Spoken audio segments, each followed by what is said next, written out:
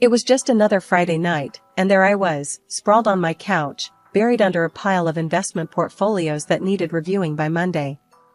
My phone buzzed insistently on the coffee table, breaking my concentration for the umpteenth time that evening. The screen lit up with a message from Jess, my best friend since college and a perpetual source of chaos in my otherwise orderly life. "Ella, you better not be working tonight. We've got plans, remember?" Jess's text read, a hint of a threat underlying her playful tone. I sighed, rubbing the bridge of my nose, before typing a reluctant reply. "I remember, Jess. Just let me finish this last section. Where are you dragging me to again?" "Quit your grumbling. It's that new Quest game downtown. It's gonna be epic. Plus, you need a break. Work can wait." She responded almost immediately, her impatience palpable even through text. I met Jess and the rest of the gang at the lobby of Mystery Manor, a place that looked more like a haunted house than a fun night out. The game host briefed us on the rules and the backstory of our adventure. We were to solve a series of puzzles to escape the manor, and our group was not the only one participating that night. As we were divided into teams, I found myself paired with a guy named Tom. He was from another company, a fact I only gleaned because his work badge was still clipped to his jeans. Tom seemed just as out of place as I felt, his hands tucked awkwardly into his pockets as he offered me a shy smile. "So, not really your scene either?" I ventured, trying to break the ice as we approached our first clue. Tom chuckled, his smile reaching his eyes. "You could say that. I got roped into this by my sister. She thinks I need to get out more." "Sounds like we're in the same boat. My friend thinks this will cure my workaholism," I replied, rolling my eyes. We spent the next hour navigating through cobwebbed corridors and solving riddles that designed to confuse rather than enlighten. Tom proved to be surprisingly insightful, his quiet demeanor belying a sharp wit that caught me off guard more than once. "You're pretty good at this," I noted as he unlocked a particularly tricky cipher that had stumped me. He shrugged, a small grin tugging at his lips. "I like puzzles. Keeps the mind sharp. How about you? What's your excuse for being so quick with these clues?" "Just a lot of practice with problem solving at work, I guess. Investment decisions aren't so different from puzzles, just with higher stakes," I explained, warming up to him as we delved deeper into the game. As we cracked the last code and escaped the manor, Tom turned to me, his eyes bright with excitement. "That was actually fun. Thanks for being such a great team partner, Ella." "No, thank you. I was dreading tonight, but this turned out to be a blast," I admitted, feeling a strange reluctance at the night coming to an end. We exchanged numbers, a move that surprised me more than it probably should have. As I watched Tom disappear into the night, a part of me hoped this wouldn't be the last I saw of him.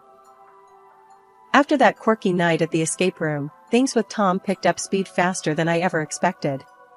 We started seeing each other regularly, finding comfort in our shared love for dry humor and disdain for unnecessary social gatherings. When I first met Tom's family, I was nervous, wondering if they'd accept me. His parents were instantly welcoming, warm smiles and hearty hugs making me feel right at home. But Karen, Tom's older sister, was another story entirely. Right from the start, she sized me up with a look that could chill a glass of beer. "So you're the one Tom's been all crazy about," she said with a sneer, her tone dripping with something less than enthusiasm. Life after marriage felt like stepping onto a fast-moving train. Just a few months in, and we were already on to our next big adventure, pregnancy. I'd be lying if I said I wasn't scared. Holding down a demanding job while growing a human inside me? Yeah, it sounded like a plot for disaster. But Tom was a rock, always there with his unshakable calm. "Hey, you're going to be an amazing mom," Tom reassured me one evening as we sat on our couch, my feet in his lap after a particularly rough day. "And don't worry about work. We'll figure it out together." "Yeah, I know, but you've seen me with plants, Tom. They barely survive a week," I quipped, trying to mask my anxiety with humor. The pregnancy wasn't kind to me. Every morning was a battle against nausea. I remember one meeting where I had to excuse myself every half hour, rushing to the restroom while my colleagues waited patiently. The day of the delivery was a blur of pain and panic. I clung to Tom's hand, the only anchor I had as the waves of contractions tried to pull me under. The doctors buzzed around, their faces tense as they monitored the situation. It wasn't going well. "Mrs. Carter, we need to do an emergency C-section. It's the best chance for your baby," the lead doctor finally said, looking me straight in the eye as if willing me to understand the gravity of the situation. I barely nodded, my body racked with another painful contraction, as they wheeled me into the operating room. The last thing I remember was Tom's voice, soft and steady, telling me he loved me. When I woke up, the room was silent. The kind of silence that suffocates. Tom was there, his face pale and strained. He took my hand, tears brimming in his eyes, but not falling. "Ella, I'm so sorry. We lost him." The world stopped. No, that's not quite right. It shattered, a million pieces of me scattering to the wind. Our baby boy, the little life we had dreamed of and prepared for, gone before he even had a chance to cry, to see the world, to know how much he was loved. The doctors were kind but firm. "You won't be able to conceive again," they told us after a battery of tests. It was clinical, the finality of it, but nothing about that moment felt clinical to me. It felt like another loss, a future stolen from us. Tom and I went home, to a house filled with unopened baby gifts, and a nursery that would remain empty. 5 years have passed since then. Tom's mom had passed away last year, and the old man was getting more and more withdrawn, spending days by himself in that big, echoing house. Tom and I had a long talk over some seriously strong coffee one Saturday morning. "We can't just leave him like this, Ella. It's not right," Tom said, running his hands through his hair, looking all worn and worried. I nodded, taking a sip of my coffee, feeling it bitter and hot down my throat. "I know, babe. It makes sense. Let's move in for a while, help him out. It'll be good, being together." Tom gave me this grateful look, like I'd just lifted 100 pounds off his shoulders. So, we packed up our stuff, not much, and by the following weekend, we were setting up in his dad's guest rooms. The first evening we moved in, the air was cool and the house smelled like lavender and old books. We were just about to have dinner, the three of us, when there was a loud banging on the door. It was Karen, of course, coming in with her usual flair for drama, her 2 kids trailing behind her like lost puppies. "What's this all about then? Moving in on Dad, now that Mom's gone?" she snapped as soon as she stepped in, not even a hello. She dropped her purse loudly on the table, her eyes darting around like she was looking for hidden treasure. "Karen, calm down. We're just trying to help Dad, not take over," I replied, trying to keep my voice even. It was hard, though, with her staring me down like I'd stolen something. Tom's dad shuffled into the room, his face lighting up seeing the kids. "Karen, let it be. They're here to help, and I'm glad for it.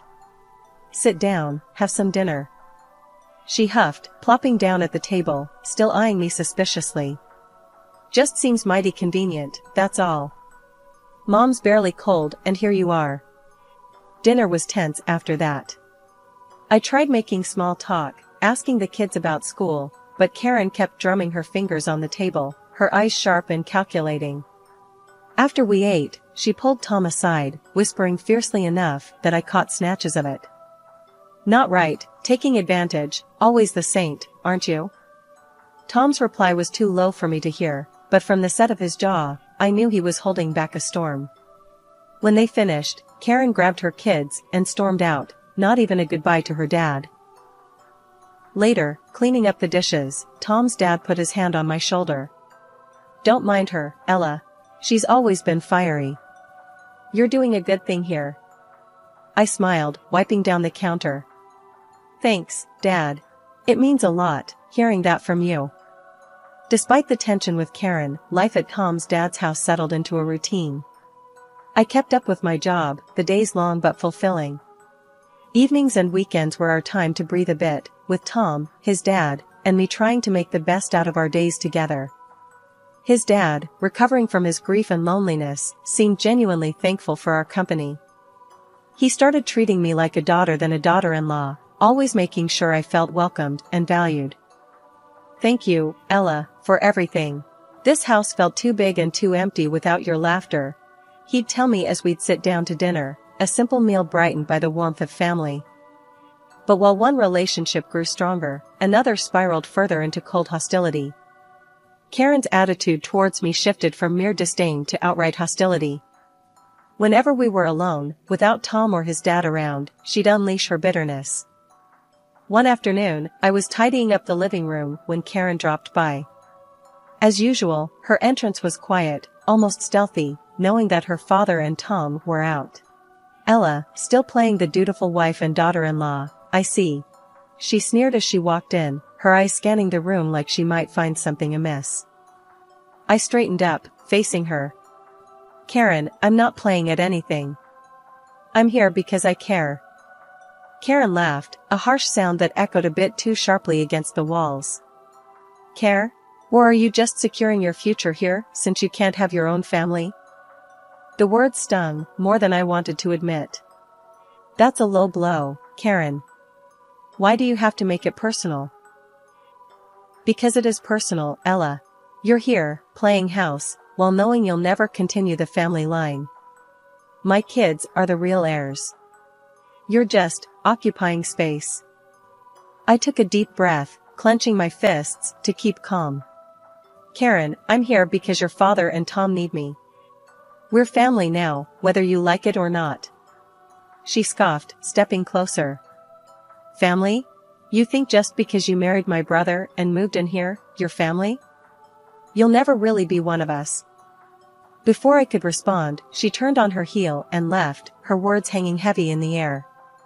Later that evening, when Tom and his dad came back, Karen transformed like she always did. Smiling, engaging, and utterly flawless in her role as the devoted daughter. It was as if our earlier confrontation had never happened. At dinner, she talked animatedly about her children's school activities, weaving herself back into the fabric of the family with practiced ease. I watched her, marveling at the stark difference in her demeanor. Tom, catching my eye, gave me a small, knowing look. He squeezed my hand under the table, a silent message of solidarity. After dinner, while washing up, Tom leaned in.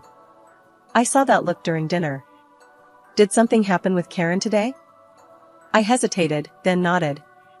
"Yeah, the usual. Her words. Tom, they do hurt." Tom frowned, his features hardening. "I know, Ella. I'm sorry. I wish she'd see what she's doing to us. But listen, you are part of this family. Don't ever doubt that." This year, I decided to keep my birthday low-key, celebrating it quietly at my father-in-law's house with just the close family. It felt right, more like a gathering of warmth and comfort, something I craved more as each year passed. Karen and her family were the last to arrive. As soon as she stepped through the door, she thrust her two kids towards me with a smirk, saying, "Here, Ella, I'm sure you're not tired of kids yet. It'll do you good to feel like a full-fledged woman for a change." I bit back the sharp retort that sprang to my lips, choosing instead to smile and usher the children inside, not wanting to start my birthday with a confrontation. Dinner was a lively affair with chatter and laughter, at least on the surface. Karen passed me a gift, a small, elegantly wrapped box.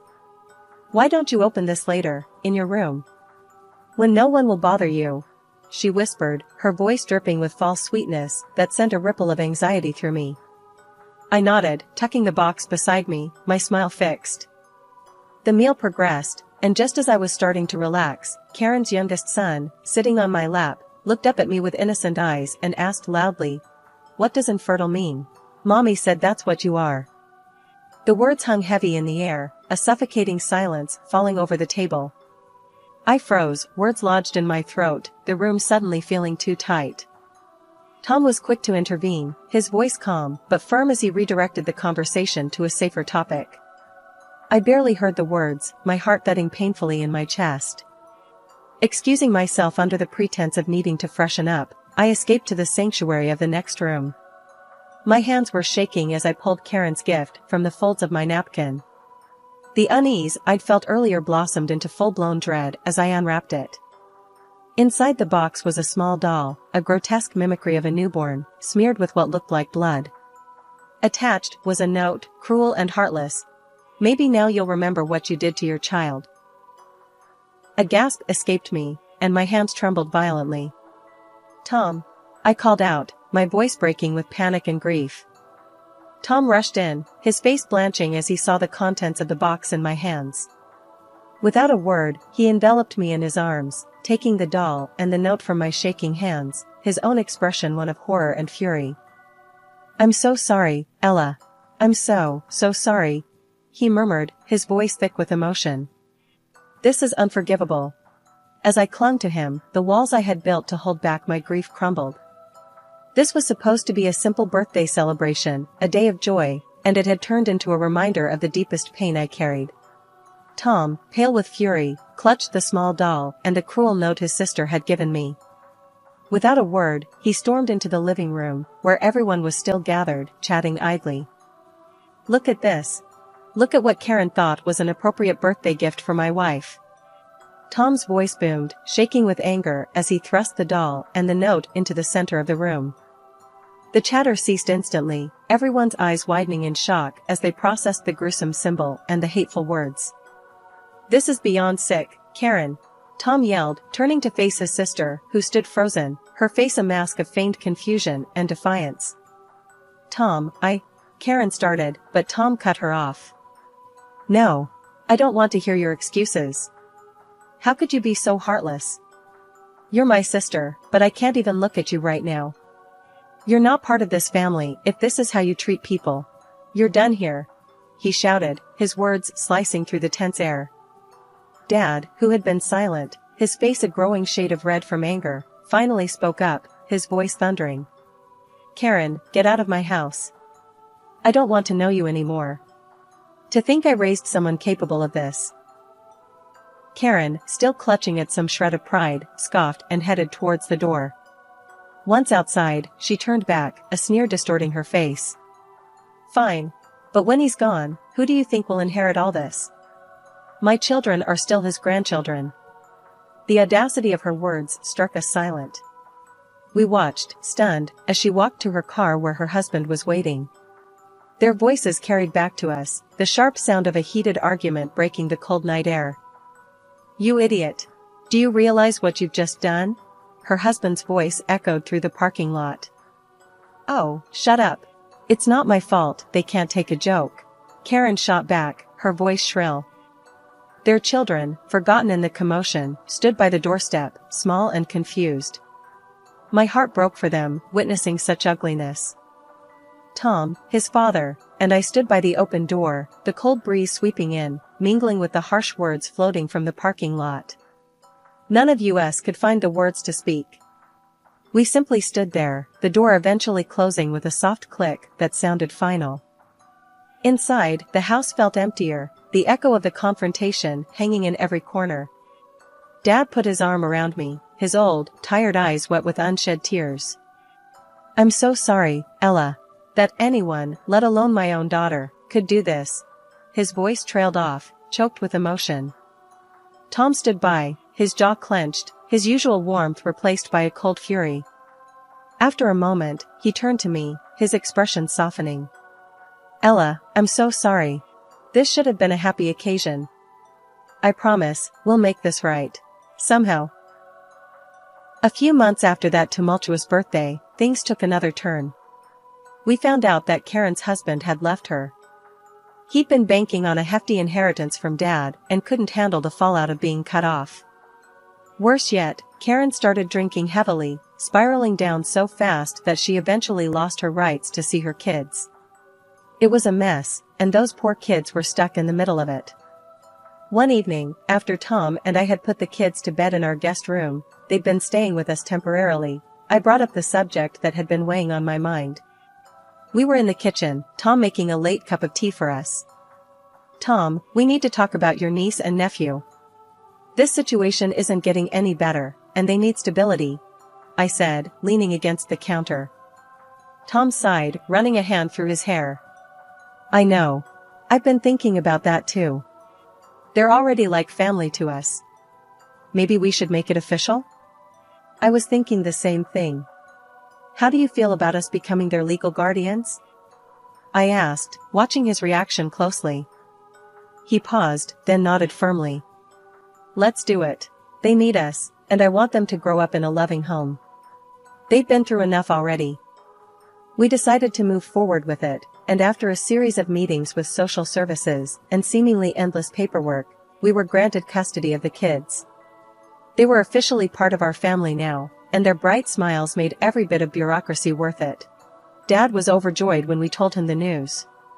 I've got enough rooms in this big old house for all of you, he declared one afternoon as we all sat in the living room, a puzzle spread out on the coffee table.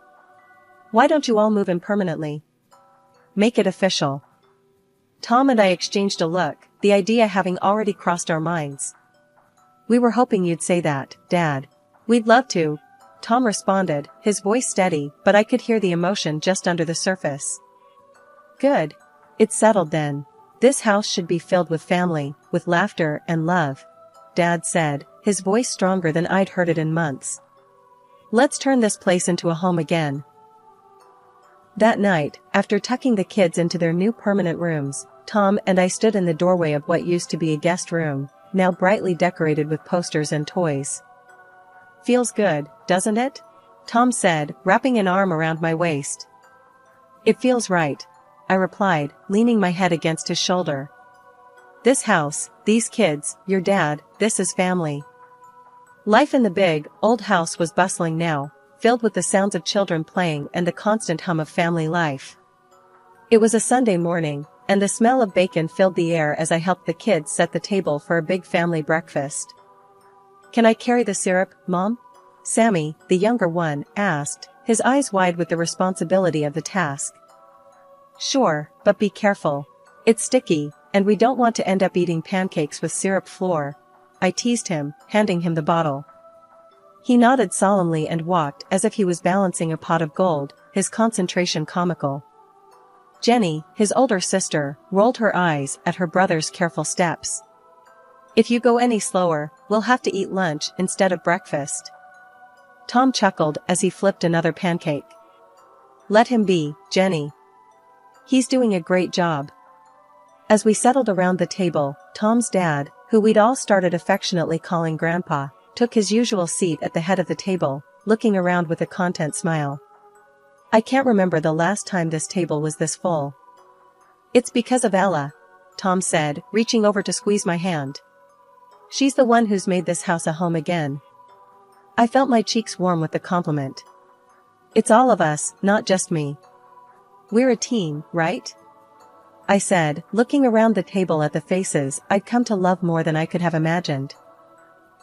That's right, Grandpa said, nodding.